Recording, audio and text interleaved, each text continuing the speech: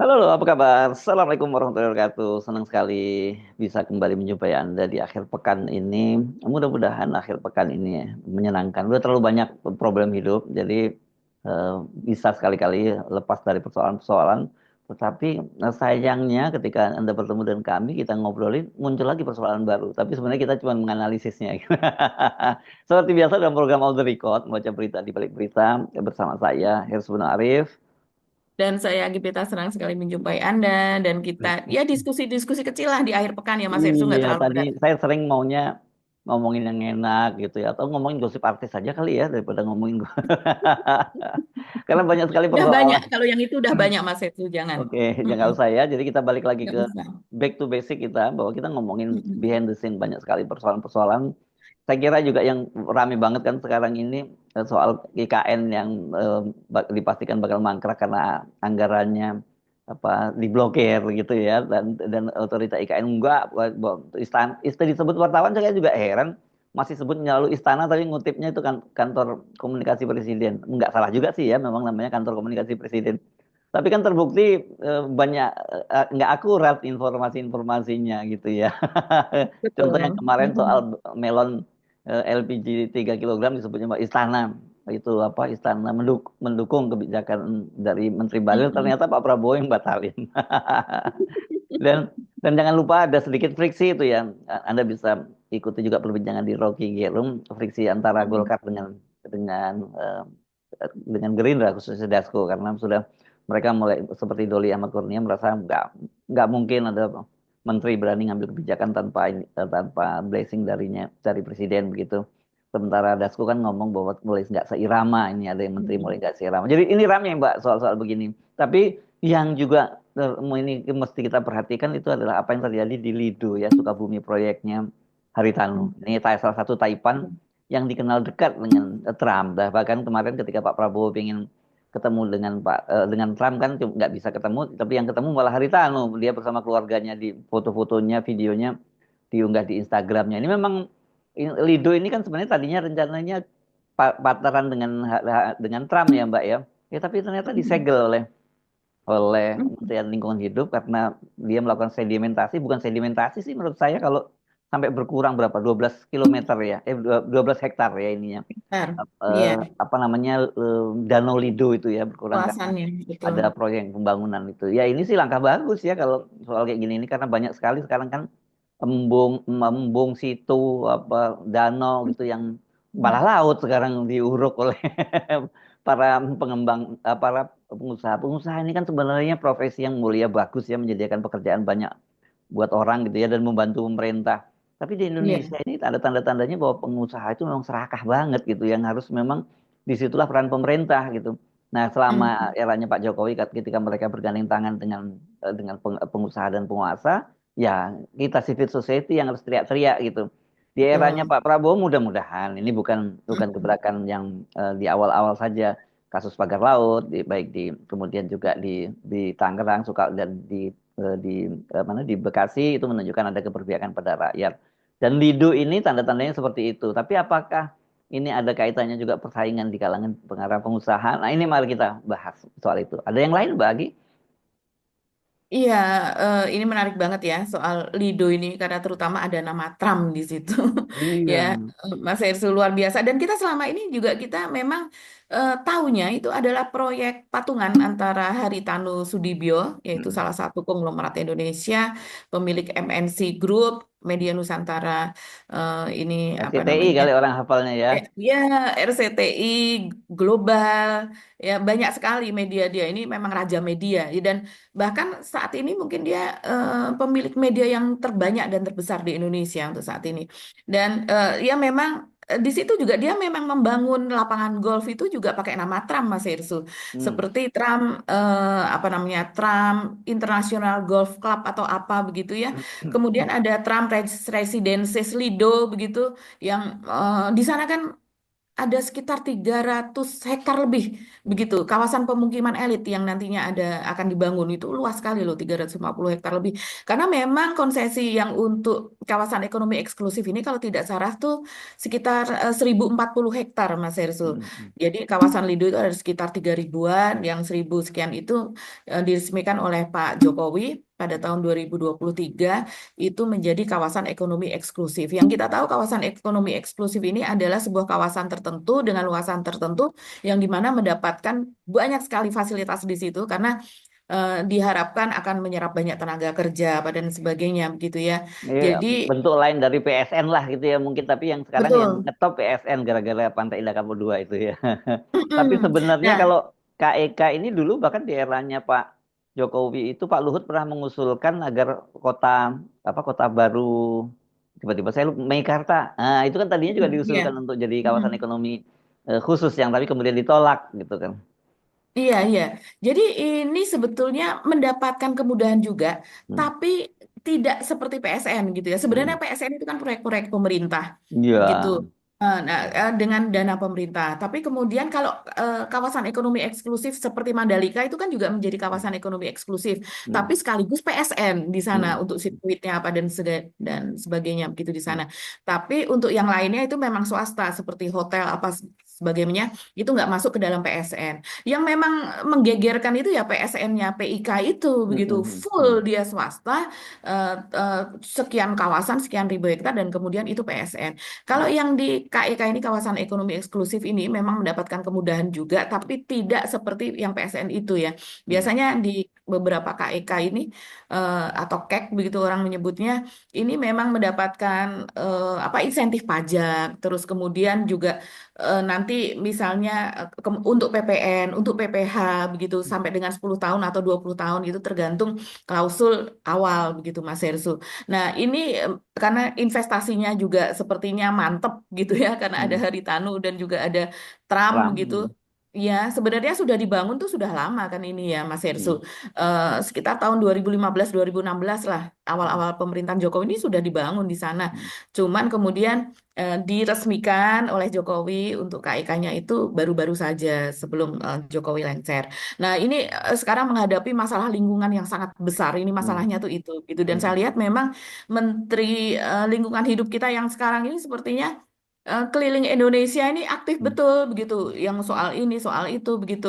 Soal-soal lingkungan mungkin karena dipisah ya, dipisah antara Kementerian Kehutanan dengan Hmm. Kementerian Lingkungan Hidup. Nah, Kementerian Lingkungan Hidup ini memang ilmunya di lingkungan hidup kan dia pejabat karir juga. Sementara Hmm. Kalau Kementerian Kehutanan ditaruh begitu saja karena dia orang titipan Jokowi, nggak ada ilmu soal kehutanan, soal lingkungan apa dan sebagainya begitu. Jadi ya ini nanti kita bahas. Satu lagi eh mungkin itu soal makan bergizi gratis ya Mas Ersu. Selama ini hmm. kita tidak terlalu membahas cuman soal Gibran yang warawiri apa, tapi Hmm. sebetulnya apa polemik yang ada di dalam makan bergizi gratis dalam program tersebut yang sehingga hektik banget begitu kan. Kekurangan dana yang kemudian para mitra ya mitra ini Hmm. sebenarnya seperti vendor seperti Hmm. itu yang Hmm. mereka harus mengeluarkan uang terlebih dahulu nanti di reimburse ternyata uangnya itu bisa sampai miliaran dalam 1 bulan itu yang harus di reimburse itu untuk satu mitra begitu yang biasanya membuat makan bergizi gratis itu untuk 3.000 sampai 3.015 Hmm. 3 sampai 3.500 packs gitu. Jadi bisa dibayangkan ini mereka seperti apa dan untuk awal-awal ini memang ini kan diblokir juga dananya. Hmm. Jadi dana untuk Badan Gizi Nasional ini diblokir dan kemudian baru 6 Januari itu baru dibuka blokirnya oleh Menteri Hmm. Keuangan, tapi 6 Januari sudah mulai berjalan. Itulah Hmm. makanya kemudian mereka tidak punya dana. Jadi mereka yang punya dana itu yang kemudian menjadi mitra, memakai uang mereka dulu. Kalau mereka Hmm. nggak punya uang nggak bisa jadi mitra. Nah ini yang sekarang kemudian menjadi polemik, Mas Erso. Hati-hati ya, Dijanjikan.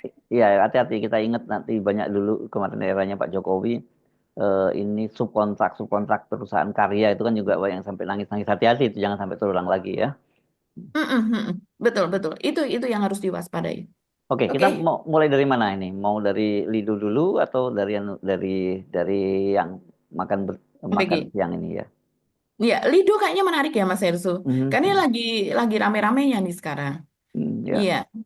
Jadi Oh, Lido ini Jadi Lido ini sudah mulai dibangun sebelum kemudian ditetapkan menjadi kawasan ekonomi eksklusif begitu ya. Dan selama ini kita tahunya, kita ulang lagi bahwa selama ini memang benar antara kerjasama patungan antara Haritanu begitu dengan Trump, dan itu tidak dibantah, apalagi nama Trump itu memang disematkan di situ begitu. Jadi sekarang ketika tiba-tiba ini disegel begitu, walaupun menurut dari pihak MNC, dari pihak Haritanu sendiri mengatakan tidak disegel karena di situ hanya dipasang papan kemudian ditulis bahwa proyek ini sedang dalam pengawasan. Ya, itu sama saja, sedang dalam pengawasan itu artinya tidak boleh ada kegiatan pembangunan apapun begitu, tidak boleh pembangunan yang selama ini terus berlangsung setiap hari itu kemudian dihentikan begitu Mas Hersu. Jadi ya sama saja dengan disegel, makanya media juga menyebutnya sebagai disegel. Disegel sampai kapan? Ini selama 3 bulan. Jadi selama 3 bulan mereka harus memperbaharui kontrak begitu ya. Jadi rupanya dari MNC ini mereka membeli proyek tersebut yang tadinya milik orang lain begitu Mas Hersu. Apa namanya ya? Nirwana Lido Bakri, Parahyangan kalau tidak iya salah. punya Bakri kan tadinya ya. Punya Bakri tadinya.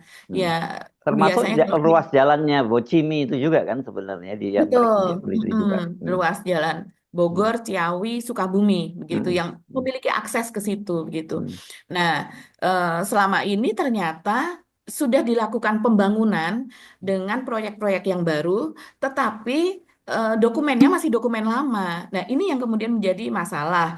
Apalagi belakangan ini ada apa semacam forum forum masyarakat Lido, begitu ya. Ini Hmm. kan letaknya di Cigombong, Kabupaten Bogor, atau Forum Masyarakat Cigombong, saya lupa namanya. Hmm. Tapi forum masyarakat di situ mereka mengeluhkan karena Lido ini, Danau Lido tersebut ini kan peninggalan Belanda, ini semacam waduk begitu ya. Hmm. Hmm. Itu terus menyempit Mas Hersu. Dari Hmm. tahun ke tahun ini terus menyempit dan kemudian juga semakin dangkal. Saya kebetulan pernah di sana, pernah ke sana dulu, tapi sudah lama.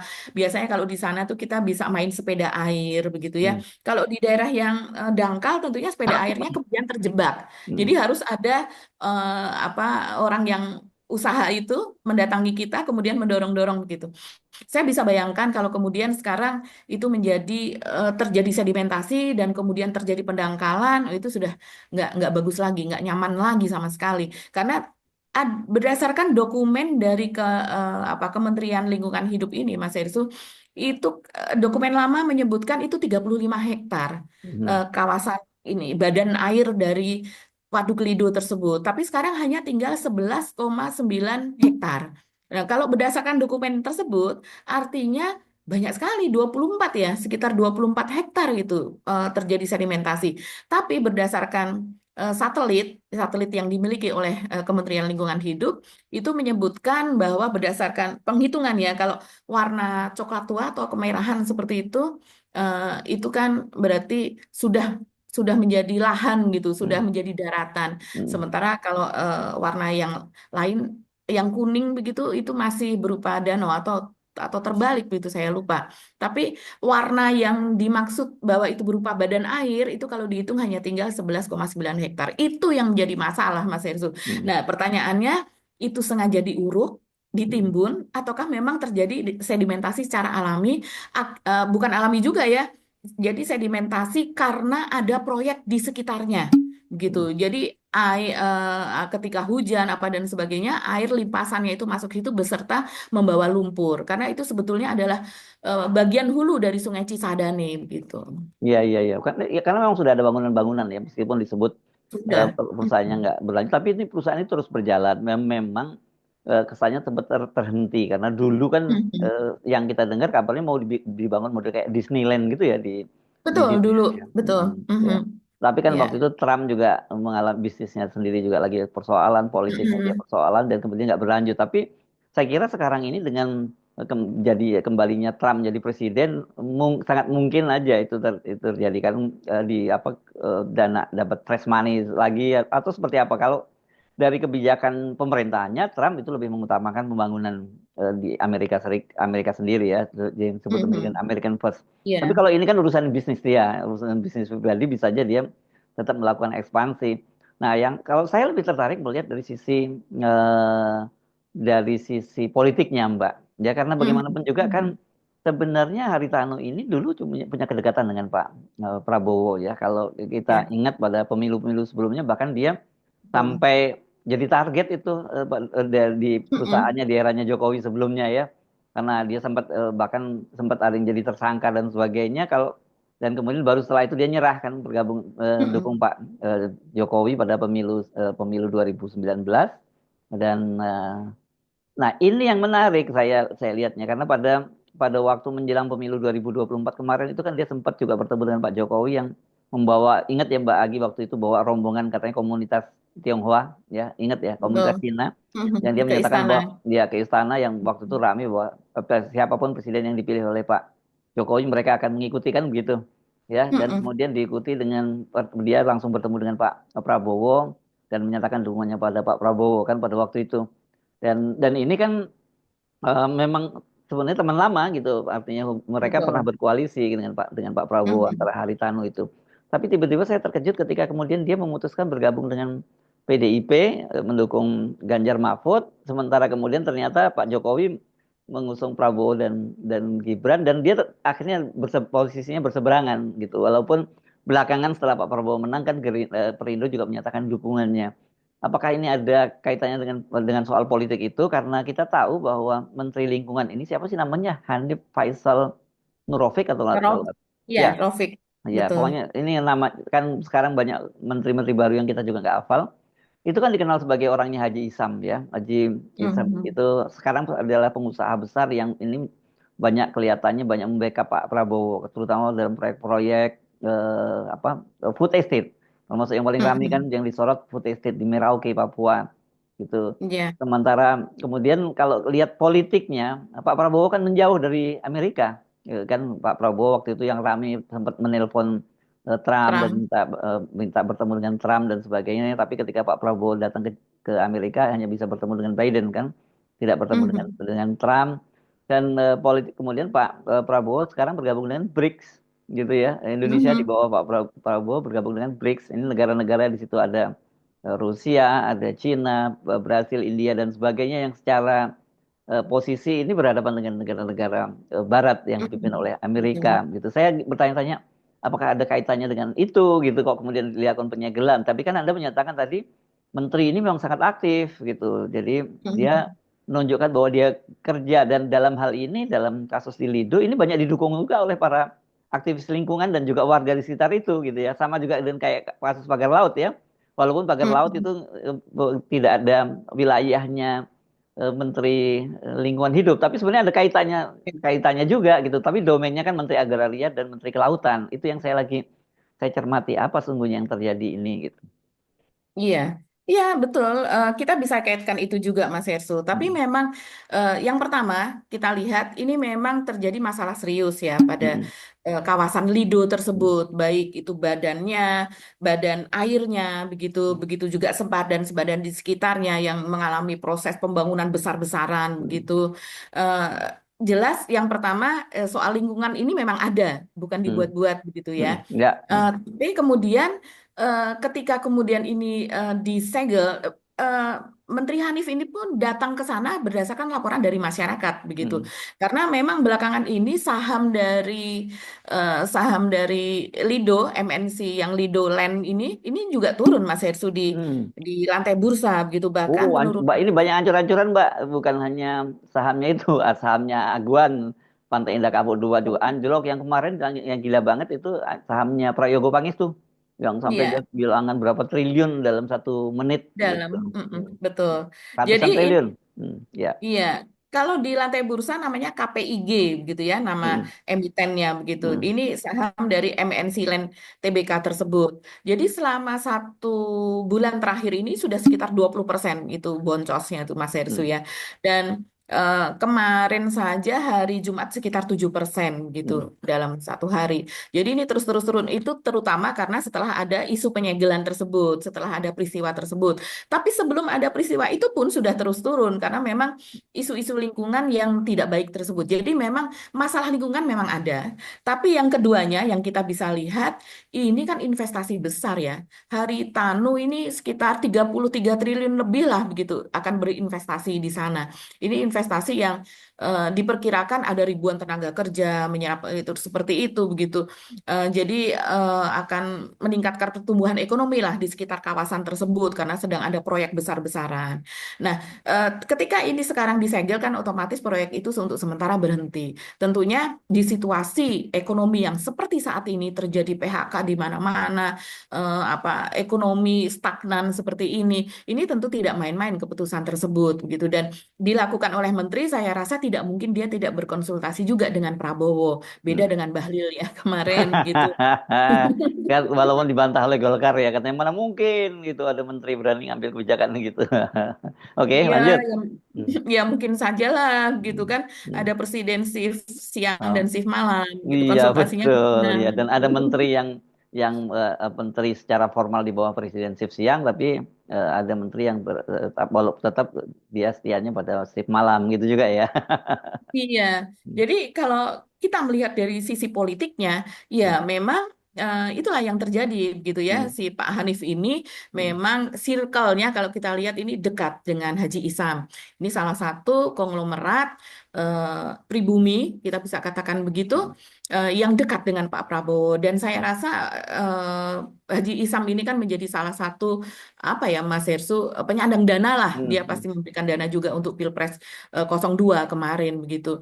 Dan Pak Hanif ini adalah dia juga berkarir di Kementerian Kehutanan kalau kemarin masih menjadi satu dan salah satu proyek-proyek itu kan memang harus atas persetujuan dari kalau kemarin masih Dirjen berarti ya Dirjen Hmm. Kehutanan. Nah, kemudian ya salah satunya ketika dia masih menjabat di bawah Dirjen gitu Dinas Lingkungan atau apa gitu di Kalimantan itu berhubungan erat dengan perusahaan-perusahaan Haji Isam yang ada di sana gitu. Ya dia mulai Jadi dari tanah bumbu sih, dia mulai dari ke dinas iya kehutanan tanah bumbu ya betul. kalau tidak. Ya. Mhm. Dan ini ya orang yang kemudian menjadi kepercayaan Pak Prabowo untuk menangani Hmm. hal ini begitu. Hmm. Jadi saya rasa pertaruhannya cukup besar di sini, yaitu soal pertumbuhan ekonomi di kawasan tersebut, soal tenaga kerja, soal Hmm. investasi yang sangat Ya. besar, dan tidak hanya investasi dalam negeri, tapi investasi uang dari luar ini mengalir, devisa itu mengalir begitu kan Mas Erisu. Jadi artinya ya memang kalau dilihat dari segi politik ini memang bisa karena memang Haritanu ini juga kita kenal bukan bagian dari Sembilan Naga. Ini Hmm. kan konglomerat yang ya kalau Sembilan Naga tuh berasal dari apa ya kita lihat Kong Kali Kong KKN apa Hmm. awal-awalnya kan seperti itu begitu Mas Judi Ersu. segala macam, bisnis judi Ya, gitu judi kan. segala macam dan Hmm. kebanyakan dari mereka ini sekarang usianya sudah cukup lanjut ya Hmm. dan pada pada apa riwayat sejarahnya itu mereka mohon maaf itu tidak berpendidikan gitu Hmm. bukan low education begitulah Hmm. ya bukan Hmm. tidak berpendidikan sama sekali tapi jarang yang seperti Haritanu. Kalau Haritanu ini memang termasuk konglomerat Dia muda dia mana ya? generasi Kanada muda atau Amerika sekolahnya ya? Amerika ya kalau tidak Hmm. salah Mas Hersu. Makanya dia main di Wall Street, Hmm. menjadi dia menjadi pakar begitu dalam soal saham begitu. Dan banyak anak muda dulu itu yang mengidolakan Haritanu. Hmm. Pengen menjadi seperti Haritanu begitu yang Hmm. lewat Hmm. pasar saham, lewat Hmm. lantai bursa, kemudian Hmm. dia bisa menghimpun dana besar, mendapat kepercayaan dari para pemilik uang begitu di Amerika yang kemudian mempercayakan kepada dia untuk uangnya diputar dan sebagainya dan akhirnya di Indonesia pun berinvestasi seperti itu akhirnya membeli dari hasil uang di lantai bursa dia membeli perusahaan media bahkan RCTI yang waktu itu dari keluarga Cendana juga berhasil dia Ya, kuasai begitu kan. Nah, ini memang bukan bukan kalau kita lihat bukan tidak bagian dari Sembilan terlalu Naga. dekat. Ya, Iya, ya. bukan Hmm. bagian dari Sembilan Naga begitu. Jadi makanya tahun Naga baru, tapi naga baru 2019 dong dia ya, Mbak ya. Iya, Naga Baru yang Ya. ini, Naga Hmm. Baru dari Kebon Jeruk begitu ya. Hmm. Nah, Hmm. ini yang makanya 2019 dia juga mendukung Prabowo kan ketika Hmm. itu, Hmm. walaupun dia Hmm. ditekan ini ditekan itu, Hmm. bahkan dukungannya juga diem-diem tapi dia Hmm. bertemu apa dan sebagainya. Tapi kemarin pada tahun 2024 memang ada satu kasus sehingga kemudian itu menjadi sandera yang kita tahu Hmm. tadinya apa namanya, kan ketika itu Pak Pak Jokowi juga belum mendukung Prabowo begitu ya Hmm. dalam Hmm. ini. Jadi kemudian yang penting dukung Pak Jokowi lah. Hmm. Nah, kemudian ketika Pak Jokowi mendukung Prabowo, ya di situ berkumpullah itu para para taipan-taipan tersebut, tapi lewat Pak Jokowi, bukan lewat Prabowo. Seperti Aguan Hmm. segala ini kan orangnya Pak Jokowi, bukan orangnya Hmm. Prabowo begitu. Hmm. Hmm. Jadi kemudian Haritanu entah kasusnya yang pastinya apa, tapi sepertinya dia tidak nyaman begitu dia eh, berpindah ke 03 begitu mendukung Ganjar bersama dengan Ibu Mega dan kawan-kawan di situ. Jadi kemudian ya ini yang terjadi, tapi sekarang sudah mendukung Prabowo lagi begitu Iya, ya. Sekarang karena sudah aslinya sesudah begitu. Saya kan 2014 ya, 2014 itu kan dukung Prabowo. Tapi kemudian ada betul. kasus mobil Aid ya, andainya salah Mm-mm. satu Ya, perusahaannya. Kemudian betul. akhirnya Mhm. tahun 2019 ya memutuskan untuk mendukung Pak Prabowo berhadapan dengan Pak Jokowi berhadapan dengan Pak Prabowo kan gitu baru. Sekarang saya pikir karena sekarang Pak Jokowi gabung dengan Pak Prabowo, dia mestinya di situ, tapi tiba-tiba dia ke PDIP itu yang makanya saya bertanya-tanya ada apa ini dan tetapi gini satu hal saya lihat ya sejauh ini mudah-mudahan kita nggak salah gitu ya karena Mhm. kalau analisis kita salah itu dampaknya juga salah buat publik juga jelek sekali karena ada tendensi Pak Prabowo ini lebih pro pada rakyat soal lebih pada populisme dan mungkin itu dampaknya terhadap yang Anda sebut tadi berkaitan dengan soal ekonomi, lapangan pekerjaan dan sebagainya. Seperti pagar laut itu kan Pak Prabowo jelas keberpihakannya itu. Padahal kan itu akan dibangun kota baru ya, yang jelas itu tentu akan pertumbuhan ekonomi dan sebagainya. Lapangan pekerjaan akan ada dan sebagainya. Tapi mengorbankan kepentingan rakyat banyak, menggusur warga-warga di sekitar kawasan Pantai Utara, Mhm. Tangerang.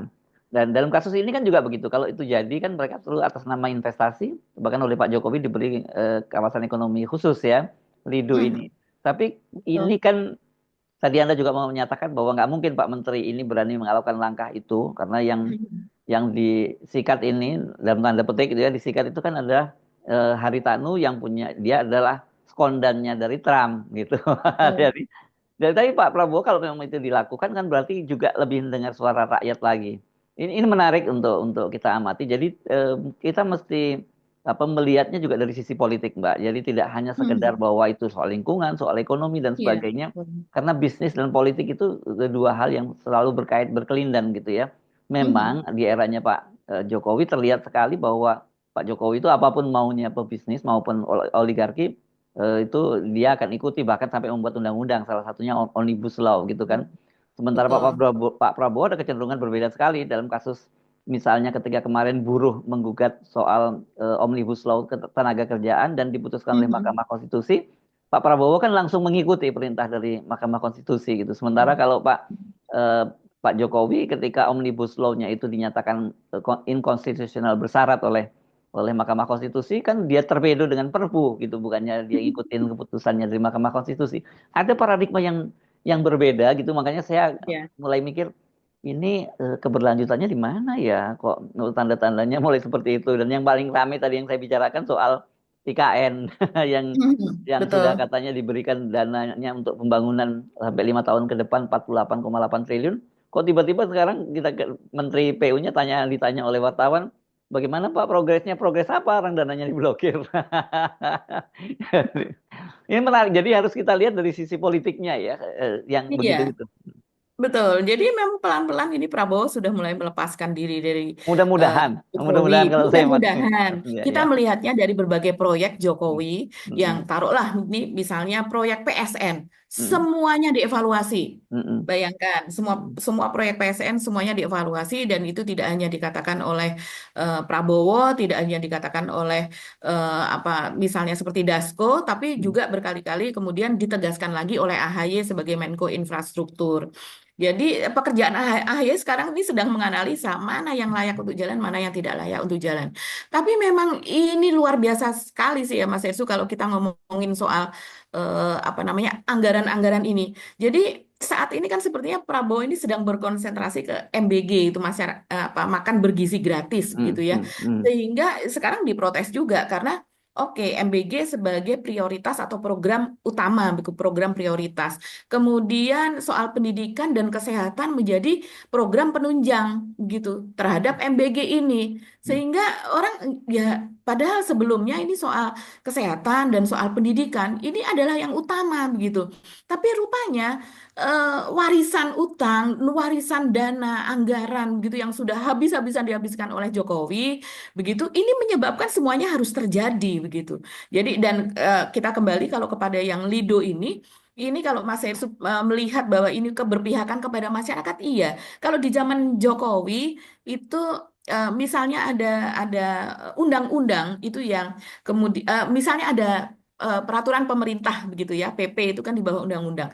PP-nya ini tidak sesuai dengan undang-undang, maka undang-undangnya yang diubah gitu kan. Nah, sementara kalau Prabowo kita melihatnya ini ketika sebuah peraturan pemerintah PP begitu tidak sesuai, maka kemudian disesuaikan dengan undang-undang yang ada begitu. Seperti misalnya yang terjadi di Lido ini, ternyata perbaikan ini yang diminta oleh oleh Menteri Lingkungan Hidup ini adalah berupa dokumen persetujuan lingkungan dan analisis mengenai dampak lingkungan atau AMDA Nah, nggak yang tidak penting itu sesuai. AMDAL kalau zaman Jokowi, orang Zaman IKN aja Jokowi nggak nggak pakai penting. AMDAL. Betul. Jadi makanya semuanya ya sudah berjalan ketika dikasih KEK atau kawasan ekonomi eksklusif dan dia masih memakai dokumen lama milik Nirwana Lido tersebut yang tentunya pembangunannya akan berubah. Di sini kan akan dijadikan kawasan wisata dengan apa ada high tech apa namanya begitu. Juga ada kawasan-kawasan yang lainnya, kawasan perumahan sekian hektar apa itu udah berubah sama sekali berubah dari yang milik pemilik lama yang dari Bakri tersebut, tapi tidak diperbarui dokumen tersebut begitu. Ini klaim dari Kementerian Lingkungan Hidup ya, sehingga mereka menginginkan bahwa itu dikembalikan kepada semula begitu. Jadi berupa itu tadi AMDAL, Rencana Pengelolaan Lingkungan Hidup atau RKL, Rencana Pemantauan Lingkungan Hidup atau RPL, kajian limpasan air untuk permukaan danau tersebut dan air limbah yang mengalir ke Danau Lido akibat dari perubahan apa namanya permukaan tanah akibat dari pembangunan tersebut begitu dan sebagainya itu yang diinginkan oleh Kementerian Lingkungan Hidup. Jadi dikembalikan kepada standarnya, kepada SOP-nya. Mungkin kalau ini terjadi di masa Jokowi, ya ini kejadian ini mungkin di bawah tangan Mas Hersu karena lingkungan-lingkungan tersebut tidak penting di masa itu. Tapi sekarang menjadi penting. Kita cukup kalau saya sih melihatnya cukup mengapresiasi bahwa ini Kementerian Lingkungan Hidup walaupun ada barangkali ada intrik politik di belakangnya begitu ya. Tapi tetap dia berjalan sesuai dengan apa yang memang tugas dari seorang menteri dan juga Kementerian Lingkungan Hidup yang kalau Semoga, kita apresiasinya begitu. semoga sama juga seperti Menteri ATR ya. Kita doakan semoga Ya, benar memang itu bukan hanya gimmick saja gitu dan ketika ya. ini kemudian mundur lagi karena kelihatannya kan memang Menteri ATR ini mulai memasuki juga isu-isu populis ya selain soal pagar laut yang jadi concern, public concern. Terus kemudian Bekasi, di Bekasi juga dia masuk ke soal sengketa perumahan, yang klaster perumahan yang digusur Iya, itu itu gitu ya. gila itu Mas Erso. Maaf ngomong gila. Tapi itu saya pun terheran-heran. Kok bisa rumah sudah dirubuhkan? Ada 5 rumah yang berdasarkan hasil eksekusi begitu, itu dia termasuk dirubuhkan. Tapi ketika Nusron datang ke situ dan kemudian dia melihat SHM-nya, sertifikat hak miliknya, kemudian lihat lokasi yang ternyata tidak termasuk yang dirubuhkan. Jadi tidak termasuk ke dalam klaster yang menjadi sengketa tersebut, 5 rumah tersebut, tapi memang berdekatan atau mepet. Jadi 5 rumah itu sudah betul-betul semuanya atapnya sudah nggak ada, orangnya sudah tidak bisa tinggal di dalam. Ternyata salah. Ternyata salah eksekusi. Ini kan luar biasa dari pengadilan Cikarangnya, entah eksekutor di lapangannya. Nusron menjanjikan bahwa itu akan diganti, begitu ya. Ya, tapi ini bagus, walaupun dia dengan mungkin ini sesuatu yang populis apa, ini membuka mata kita. Mungkin kalau di masa dulu ya ini tidak akan terbuka seperti ini, Pokoknya rakyat begitu. harus kalah selalu kan gitu kalau kan ya. Betul, Ya, ya. oke. Kita pindah ke makan siang gratis. Nah, ini program populisnya Pak Prabowo yang kelihatannya ini perlu mitigasi juga karena kok mulai banyak kasus-kasus ya, terutama dengan partnernya ya. Mhm, mhm. Iya, ini menjadi viral Mas Ersu, walaupun kemudian oleh Dadan Hindayana sebagai Kepala Badan Gizi Nasional ini ditolak sama dia isu-isu tersebut bahwa nggak seperti itu kejadiannya, bahwa tidak ada mitra atau vendor itu yang mundur gitu ya, tapi yang ada adalah vendor-vendor yang masih mendaftar setelah diverifikasi mereka tidak lolos, kemudian ya mereka kalau tidak lolos ya mereka tidak layak, jadi mereka mundur. Tapi banyak sekali di isu di lapangan begitu dari mitra-mitra tersebut yang memang menyatakan diri tidak sanggup lagi begitu ya. Itu kemudian muncul di media sosial. Jadi seperti dan apa kejadian-kejadian yang lainnya lah yang melingkupi program makan bergizi gratis ini tidak hanya mitra yang kemudian mundur tapi juga karena mereka seperti kelelahan gitu Mas Ersu. Kalau saya melihat apa yang terjadi di Sumeneb misalnya di situ ternyata kenapa pegawainya begitu ya mereka yang disebut oleh apa sukarelawan atau apa begitu disebutnya sukarelawan tapi kan mereka ini seharusnya memang digaji. Jadi ketika mereka bekerja kalau di Sumeneb kalau tidak salah mulainya tanggal 13 Januari ya karena tidak serempak kan semuanya tidak serempak tanggal 6. Jadi sesudah seminggu berjalan mereka baru di di daerah tersebut dimulai dan kemudian ternyata yang paling melelahkan itu adalah bagian cuci tempat makannya itu Mas Hersu, tempat cuci yang stainless itu bisa dikerjakan dari setengah 2 siang itu sampai jam 1 malam. Saya baru tahu ternyata seperti itu kejadian di lapangannya. Jadi mereka kan memang bekerja 24 jam gitu. Nah, sementara mereka mengerjakan pekerjaan tersebut, tapi berapa gaji per harinya mereka masih belum tahu. Jadi mereka hanya diwawancara, kemudian mereka termasuk yang layak, mereka masuk entah nanti di bagian penyediaan bahan, entah nanti di bagian masak, entah nanti di bagian pemorsian. Pemorsian itu jadi setelah dimasak kemudian ditaruh di piring-piring yang ribuan tersebut antara 3.000 sampai 3.500 wadah makanan tersebut dan yang berikutnya adalah bagian pencucian tersebut. Tapi sampai dengan mereka bekerja kemudian mereka mengatakan tidak tahu mereka itu digaji berapa. Apakah mereka akan digaji harian, apakah mingguan, ataukah bulanan, mereka juga tidak tahu. Tapi rupanya polemik di awal ini yaitu karena dananya turunnya telat, karena memang diblokir gitu. Ini mungkin sudah dicairkan lebih dulu oleh Kementerian Keuangan karena memang urgent gitu kan. Memang sudah harus programnya ini dimulai. Jadi ternyata untuk menjadi mitra itu Mas Hersu supaya terverifikasi itu banyak sekali syaratnya. Seperti misalnya mereka diharuskan menyiapkan deposit itu sebesar 300 juta. Jadi deposit itu uang masuk begitu ya, yang tidak bisa diapa-apain kalau sudah Wah, ya di repot. Ya ini kalau UMKM nggak bisa, pasti nggak bisa dong ya Mbak Agi ya. Iya, susah Mas Herusu kalau dia memang UKM murni begitu ya. Apalagi kalau mikro. Terus kemudian juga harus memiliki dapur seluas 20 kali 20 meter persegi. Itu Duh, luas loh 20 gede kali 2 banget itu ya persegi bangun. itu. 400 Catering. meter persegi berarti ya Mas Herusu ya. Mm-mm. Terus kemudian ya masih banyak lagi begitu persyaratan-persyaratan yang lain. Dan kemudian ini kan 10.000 begitu ya dananya. Mm. Mereka sementara harus memasak 3.000 sampai 3.500 porsi. Itu setiap hari dan kemudian dihitungnya sekitar berapa? Berarti 5 hari kali 4 lah ya. 20 sampai dengan ya tergantung harinya begitu, tergantung bulannya begitu berapa hari Senin sampai dengan hari Jumat itu ada begitu kan. Nah, tapi yang jelas itu dalam sehari mereka mengeluarkan sekitar 40 juta untuk belanja bahan mentah, ongkos dari tim teknisnya, kemudian pengelola dapurnya dan sebagainya. Jadi 40 juta taruhlah dikalikan 26 hari misalnya begitu, maka itu sudah mencapai 1.040.000.000. Jadi dan itu harus mereka danai sendiri dulu karena memang sekarang belum ada mekanisme uang itu kemudian ditransfer lebih dulu ke rekening dari UMKM kepada mitra tersebut dan kemudian baru dibelanjakan. Jadi sekarang masih mereka harus mengeluarkan lebih dulu baru kemudian reimburse begitu. Nah, ini dijanjikan dalam 1 bulan ini mungkin sekitar bulan Februari ini sistemnya adalah karena uangnya sudah cair, sistemnya adalah ditransfer dulu baru kemudian mereka dapat menggunakan uang tersebut untuk keperluan MBG begitu makan bergizi gratis. Tapi ya itu mereka jadinya harus mengeluarkan berapa miliaran begitu ya modalnya cukup besar begitu.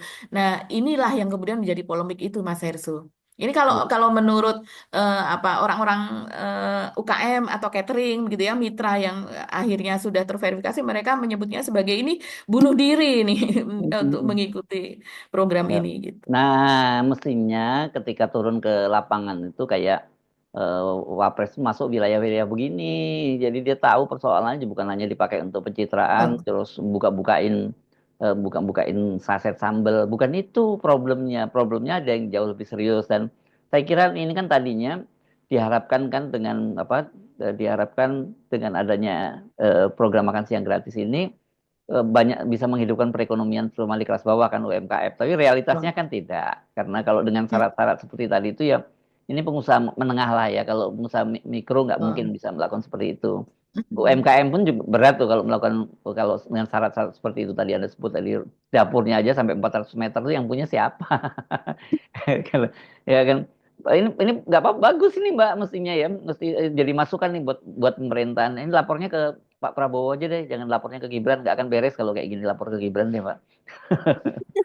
Ya. Iya, kemarin berkunjung ke lapangan apa pangkalan gas LPG begitu ya, bingung Hmm. harus Hmm. ngapain Hmm. gitu. Hmm. Hmm. Hmm. Dan yang menarik juga orang tidak berbondong-bondong kemudian minta foto Hmm. Mas Wapres, Pak Gibran, minta foto yang seperti biasanya. Jadi rupanya kalau ada di lokasi yang betul alami dan tidak disetting, ya seperti itulah keadaannya begitu. Hmm. Hmm. Tapi ya seperti Mas Yersu katakan tadi, ya kita menginginkan Gibran tuh masuk ke wilayah ini gitu. Sidak tengah malam, apa sih yang dilakukan oleh para sukarelawan ini begitu. Sampai sekarang kan masih bingung kalau sukarelawan itu nggak digaji, tapi ya mereka ini kan harus digaji begitu.